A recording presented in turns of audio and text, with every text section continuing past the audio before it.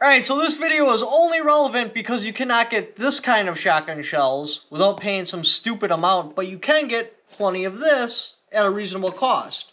Or turkey loads or something like that. Even just in the shop, people that don't watch my channel, I hear them talking about modifying this particular ammunition into a defensive round as a band-aid until you can get this. Once you can get this, then there's no point in screwing around with other rounds. And if you want to skip the learning curve and go right into the good stuff, this is your best defensive shotgun shell.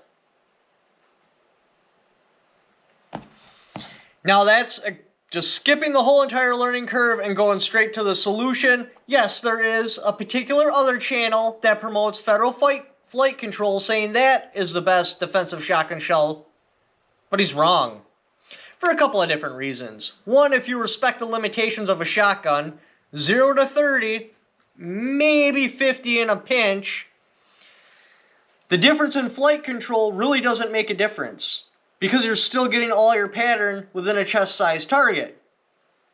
The other reason, the way more important reason, is the cost. So say I bought 100 rounds of this to do a really hardcore train on it. If I were to go with federal flight control, I'll spend $40 more. Now, if I want to keep things fair and buy these in 5-round quantities and federal flight control in 5-round quantities, then it's only a $20 difference. But in the battle of attrition, that adds up really, really fast. You will get more training, more trigger time, and be more familiar with your shotgun shooting this particular round over federal flight control. Why does that make a difference? You ever notice that you'll get those older guys, I shouldn't even say older guys, you'll get deer hunters that can take their .22, they can shoot clothespins off the clothesline at 50 yards, they can throw an aspirin in the air, shoot it out of the air with their .22, and then when deer season comes, they can't hit the broadside of the barn with their deer rifle.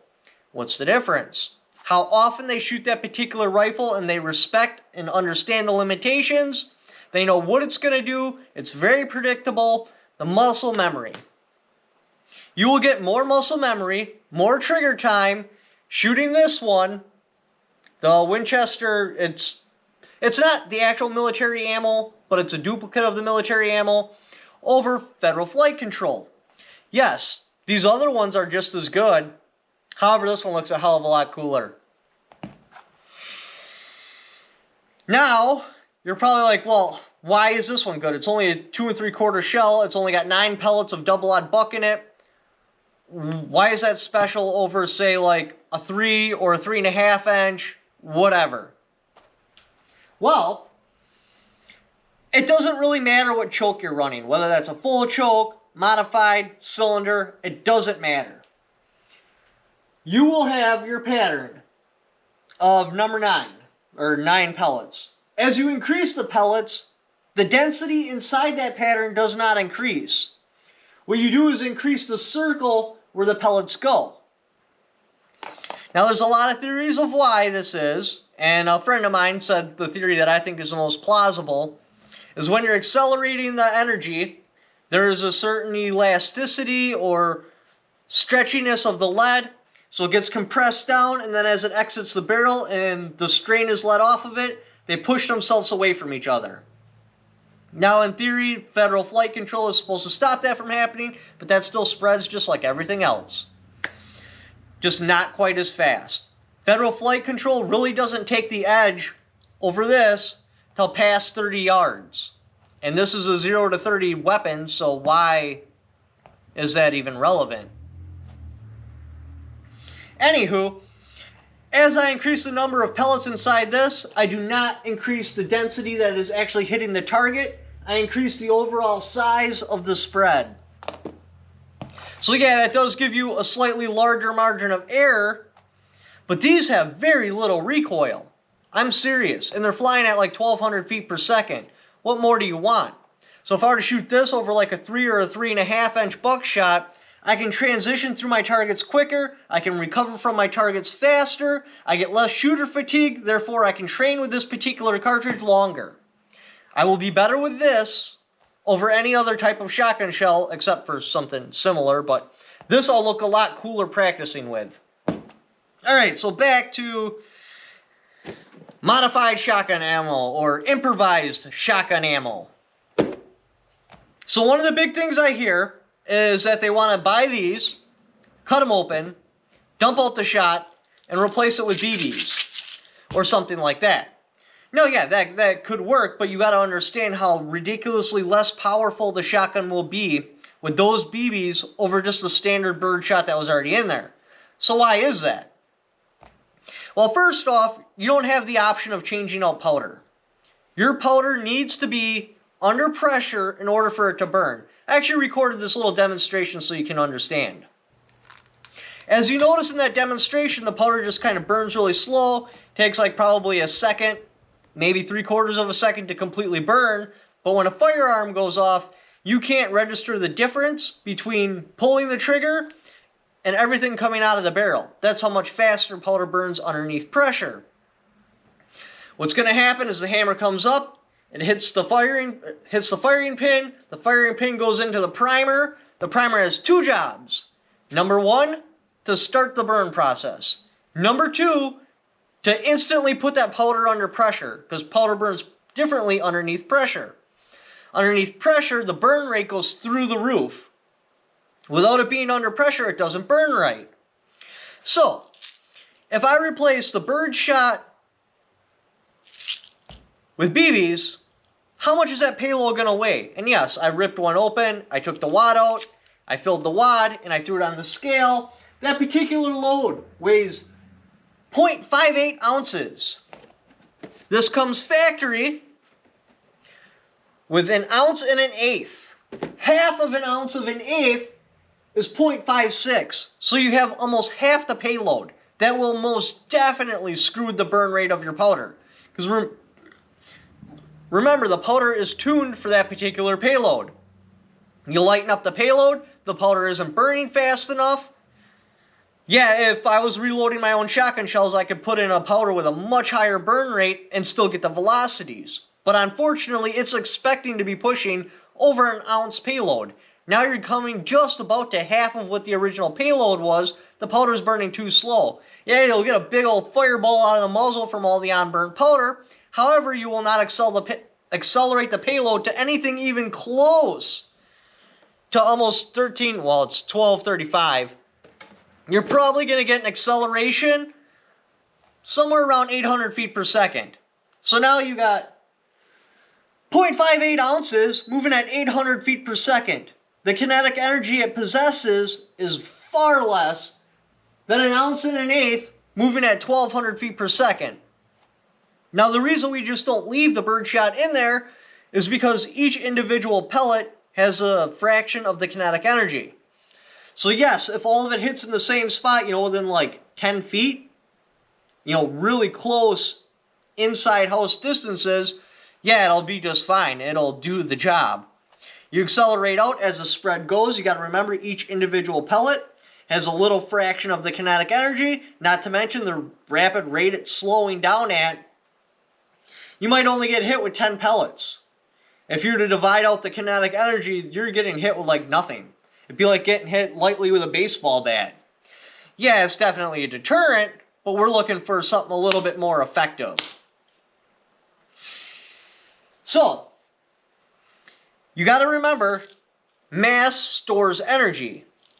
Steel, or in this case copper, is exponentially lighter than lead.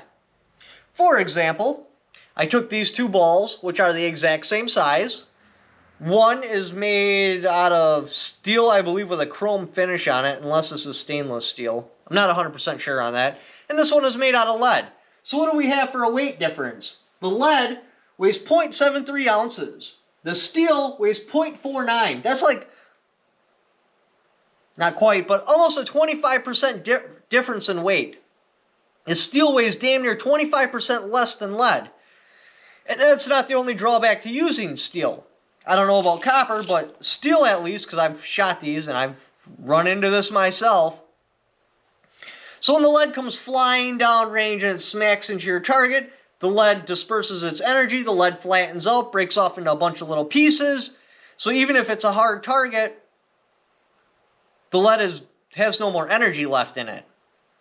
This, on the other hand, holds its shape. So it's going to come, hit the target. It is not going to splatter out. It is not going to disperse its energy. It's going to hang on to its energy, and it's going to return back at you at a very rapid velocity, which will leave massive bruising and giant welts.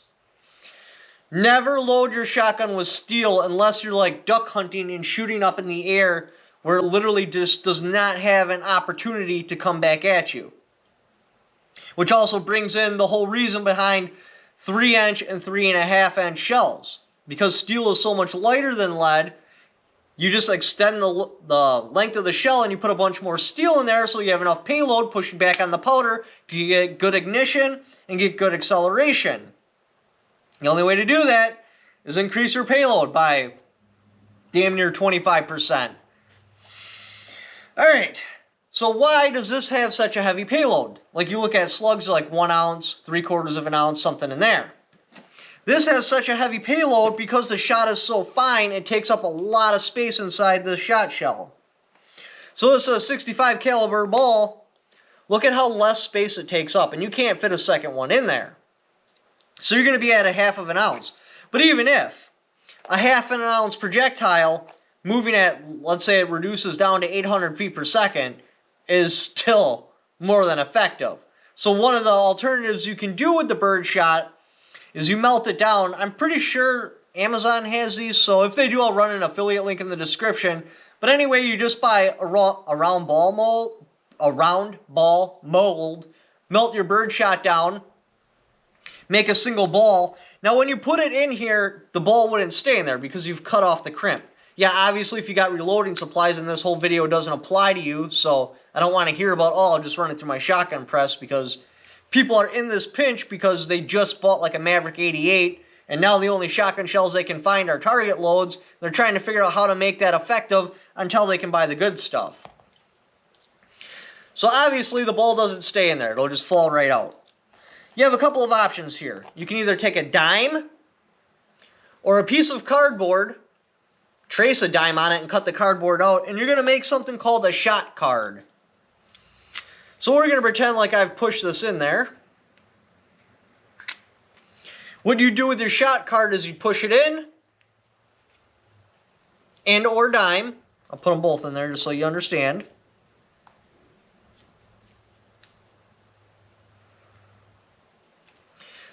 Just inside the hull, this hull is all messed up, so I can't make it push it flat. And just take some super glue, go around the edge, glue the dime and or shot card in there, and that will prevent your payload from falling out.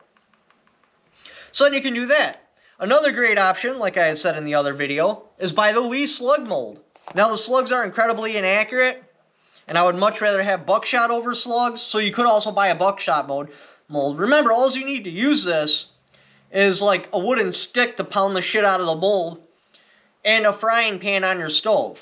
So you cut open the top of the shell, dump the shot in a frying pan on the stove, turn the stove on, wait till it turns to molten lead, take a spoon, and put the stuff inside the mold. You can buy buckshot molds. The cheap ones, though, take forever because you can only make 2 buckshot balls at a time. It's like if you go double odd buck, for each shell you got to do it 4 times, which is doable. And then you have buckshot, and the buckshot will have a decent payload. That'll be damn near an ounce. It'll be like 0.8 ounces. So with this powder, you'll still get decent acceleration. You're not going to get no 1,200 feet per second because there's just not enough payload to push on the powder to get a decent burn to accelerate to that limit. However, you should be able to get up to like 900 feet per second. And buckshot, you moving at 900 feet per second is a great option.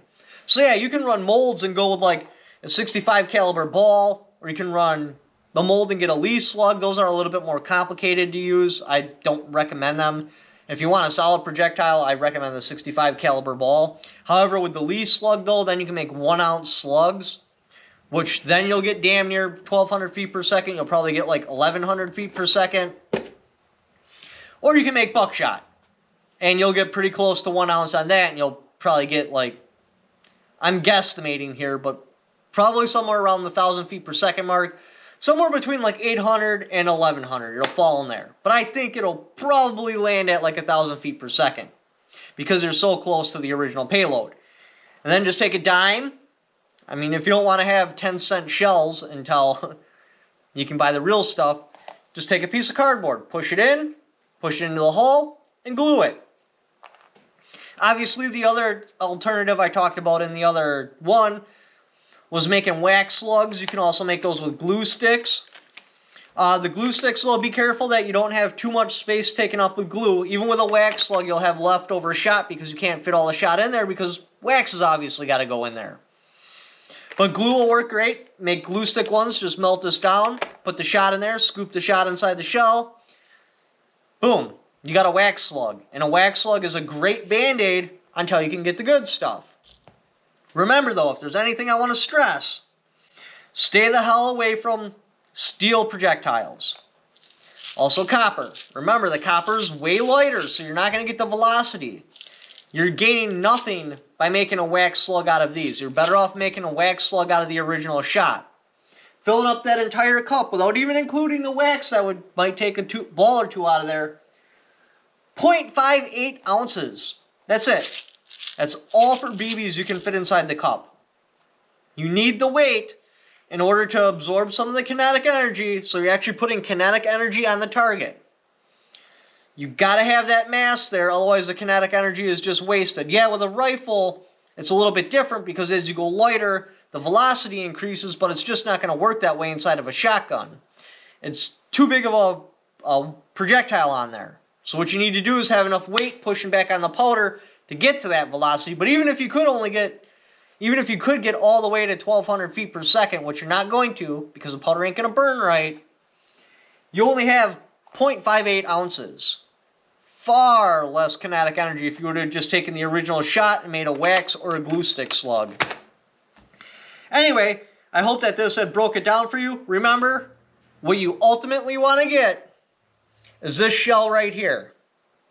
The other ones will work, and just as good, but not as cool as this one.